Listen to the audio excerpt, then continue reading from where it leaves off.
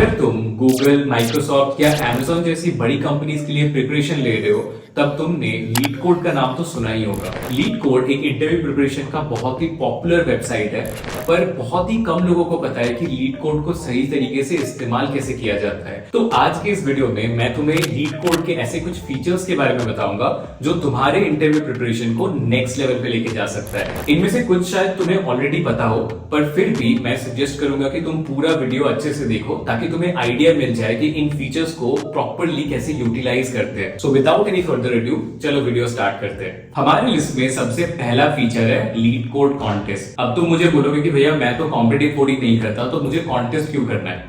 सही बात है, पर एक और चीज समझने की कोशिश करो कि most of the big companies होते हैं ना, उनमें वन ऑन वन इंटरव्यू से पहले जो मेन इंटरव्यू राउंड है ना, उससे पहले एक ऑनलाइन कोडिंग राउंड भी होता है जिसको ऑनलाइन असेसमेंट राउंड कहा जाता है। उस राउंड में तुम्हें 1 घंटा या 1.5 घंटा ऐसे टाइम दिया जाता है और उस टाइम में तुम्हें 2 से 3 या 4 प्रॉब्लम शायद होगा मैक्सिमम, उतने प्रॉब्लम सॉल्व करने होते हैं। अब तुम अगर टाइम बाउंडेड टेस्ट नहीं प्रैक्टिस करोगे तो ऑनलाइन असेसमेंट टेस्ट में ना बहुत दिक्कत होता है। मैंने ऐसे बहुत लोगों को देखा है जिनको काफी अच्छा डीएसए का नॉलेज था और उनको सोल्यूशन भी आता था, शायद टाइम का इश्यू आ जाता है कि वो टाइम में खत्म नहीं कर पाते सारे सोल्यूशन, और इसके चलते उनका सिलेक्शन नहीं होता है नेक्स्ट राउंड में। तो ये बहुत इंपॉर्टेंट है कि हम लीड कोड कॉन्टेस्ट जैसे कॉन्टेस्ट में पार्टिसिपेट करें ताकि हमारा प्रैक्टिस बना रहे ऑनलाइन असेसमेंट के लिए। तो लीड कोड में जनरली 2 टाइप के कॉन्टेस्ट होते हैं, एक वीकली कॉन्टेस्ट, एक बाई वीकली कॉन्टेस्ट। तो अगर तुम्हें पास्ट के वीकली कॉन्टेस्ट या बाई वीकली कॉन्टेस्ट भी देखना है ना, उसका भी ऑप्शन रहता है। तो तुम पास्ट के जो कॉन्टेस्ट है ना उसमें पार्टिसिपेट करो और टाइम बाउंडेड मैनर में प्रैक्टिस करो। अभी देखो, एक एक कॉन्टेस्ट में 4 क्वेश्चन होगा,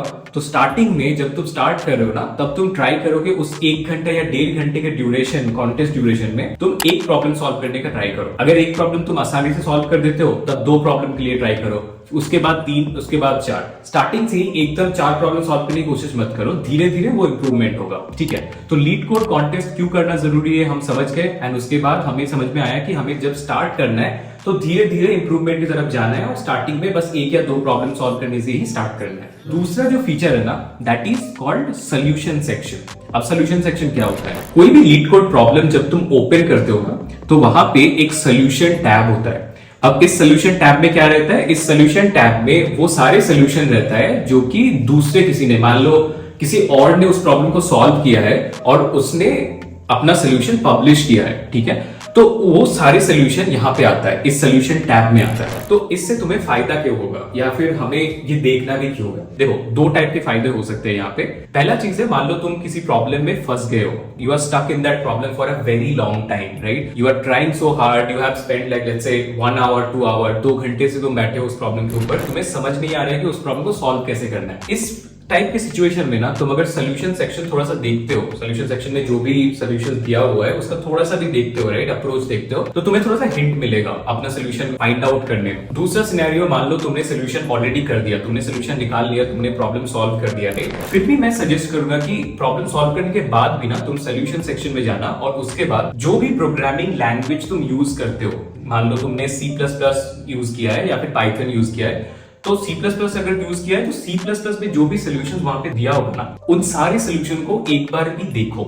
एटलीस्ट 3-4 सोल्यूशन को तुम तो देखो, फर्स्ट के 3-4 सोल्यूशन। इससे क्या होता है ना, इससे हमें डिफरेंट डायरेक्शन में सोचने का थोड़ा रेफरेंस पॉइंट मिल जाता है। लाइक मान लो कि तुमने हैश मैप यूज करके कोई सोल्यूशन किया है और किसी और ने मान लो without using any data structure directly कर दिया है विद सेम टाइम कॉम्प्लेक्सिटी, तो उसका अप्रोच क्या है वो अगर तुम देखोगे ना, तो तुम्हें उस डायरेक्शन में थोड़ा सा मोटिवेशन मिलेगा या फिर इंस्पिरेशन मिलेगा कि इस टाइप के प्रॉब्लम के लिए ऐसा अप्रोच भी मैं ले सकता हूँ फ्रॉम द नेक्स्ट प्रॉब्लम। तो उससे ना तुम्हारा प्रॉब्लम सॉल्विंग कैपेबिलिटी बहुत बढ़ता है। सो हमारे लिस्ट में तीसरे नंबर पे जो फीचर है that is called execution time bar chart. अब एग्जीक्यूशन टाइम बार चार्ट क्या होता है? देखो, अगर तुमने लीड कोड पे मान लो एक प्रॉब्लम का सोल्यूशन निकाला, फिर तुमने कोड लिखा, फिर सबमिट किया और उसके बाद वो सोल्यूशन एक्सेप्टेड भी हो गया, तो उसके बाद ना एक सबमिशन पेज आता है। तो उस सबमिशन पेज में तुम्हें एक बार चार्ट दिखेगा। तो हम उसी बार चार्ट के बारे में बात कर रहे हैं। अभी देखो, ये बार चार्ट हमारे लिए यूजफुल क्यों है? मैं एक सिनेरियो बताता हूँ जिससे तुम्हें थोड़ा सा समझ में आएगा कि क्यों ये बार चार्ट हमारे लिए यूजफुल है। देखो, अगर मान लो कि तुमने एक प्रॉब्लम का सोल्यूशन तो निकाल लिया, वो एक्सेप्टेड भी हो गया, पर तुम्हें लगता है कि तुम इस सोल्यूशन को फर्दर ऑप्टिमाइज कर सकते थे या फिर फर्दर ऑप्टिमाइज करना चाहिए इस सोल्यूशन को, तुम्हें लगता है ऐसा, पर तुम्हें समझ में नहीं आ रहा है कि कैसे ऑप्टिमाइज करो। तो इस केस में ना क्या होगा कि तुम अगर सोल्यूशन वाले सेक्शन में, जो हमने पहले बात किया, सोल्यूशन वाले सेक्शन में जाके तुम एक एक कोड चेक करने लगे, तो तुम्हें पता नहीं चलेगा कि तुम्हें एक एक कोड देखना होगा। फिर मान लो तुमने एक कोड देखा, उसके बाद तुम्हें लगा कि अरे ये कोड तो सिमिलर ही अप्रोच है, इसका टाइम कॉम्प्लेक्सिटी भी approximately similar to whatever you have done, right. तो उससे ना बहुत सारे सोल्यूशन तुम्हें देखना होगा एक बेटर सोल्यूशन ढूंढने के लिए। इससे बेटर वे है कि ये बार चार्ट, तुम इस बार चार्ट को देखो इस बार चार्ट पे रिप्रेजेंटेशन कैसे होता है कि ये बार चार्ट का जो एक एक बार है ना, वो एक एक सबमिशन को डिनोट करता है, ठीक है। अभी इस बार चार्ट का जो एक्स एक्सिस है वो टाइम को डिनोट करता है। तो कोई भी सोल्यूशन या फिर कोई भी सबमिशन जितना ज्यादा टाइम लेगा, वो सेंटर से, इस चार्ट के सेंटर से उतना ही दूर एग्जिस्ट करेगा। तो मान लो तुमने एक सोल्यूशन कोड लिखा which is taking 40 seconds to execute, and मैंने एक सोल्यूशन लिखा which is taking 20 second to execute. इसका मतलब है कि मेरा कोड ज्यादा ऑप्टिमाइज्ड है, राइट।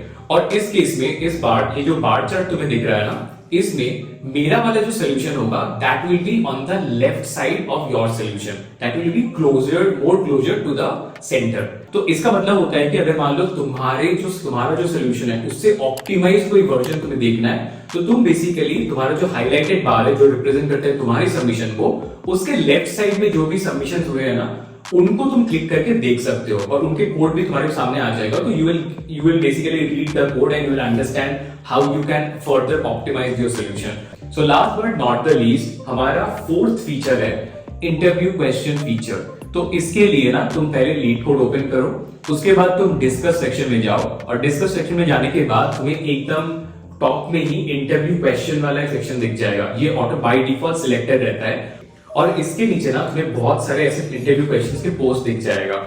अब ये सेक्शन क्यों हेल्पफुल है? मान लो तुम्हारा एक इंटरव्यू आ रहा है, मान लो तुम्हारा इंटरव्यू है विद फ्लिपकार्ट, तो तुम्हें यहाँ पे अगर देखना हो कि फ्लिपकार्ट ने रीसेंट इंटरव्यूज में, सॉफ्टवेयर इंजीनियर के इंटरव्यूज में क्या क्या क्वेश्चंस पूछे हैं, ये अगर तुम्हें देखना हो, तो this is the best place to get that data. ठीक है, तुम्हें क्या करना है, तुम्हें सर्च बॉक्स पे जाना है, उसके बाद तुम्हें फ्लिपकार्ट लिख के एंटर मारना है, और उसके बाद तुम्हारे पास सॉर्ट करने का भी एक ऑप्शन रहता है। उस सॉर्टिंग ऑप्शन में न्यूएस्ट टू ओल्डेस्ट सिलेक्ट कर लो, और तुम्हें वो सारे क्वेश्चन दिख जाएगा जो कि फ्लिपकार्ट के रीसेंट इंटरव्यूज में पूछा गया। और ये सारे क्वेश्चन अगर तुमने इंटरव्यू में जाने से पहले कवर कर लिया, तो तुम्हारा इससे बहुत हेल्प होगा और तुम्हारा इंटरव्यू परफॉर्मेंस बेटर होने का चांसेस बहुत बढ़ जाएगा। तो आज के लिए बस इतना ही था। I hope you like the video, और ऐसे ही वीडियोस आगे देखने के लिए चैनल को सब्सक्राइब जरूर कर देना, इससे मुझे बहुत ज्यादा मोटिवेशन मिलता है। So see you in the next video, till then bye bye.